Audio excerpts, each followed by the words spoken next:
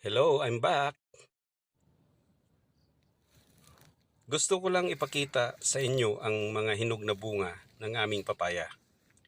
Ito yung itinanim ko noong April ngayong taon. Ang variety daw ng papayang ito ay Red Lady. Ang misis ko ang gusto kong pumitas sa mga unang bunga ng papaya para siguradong matatamis at masasarap ang susunod pang mga bunga nito.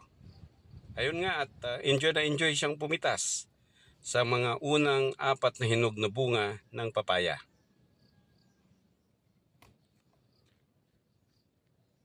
Siguro sa susunod na linggo ay mahihinog na rin ang iba.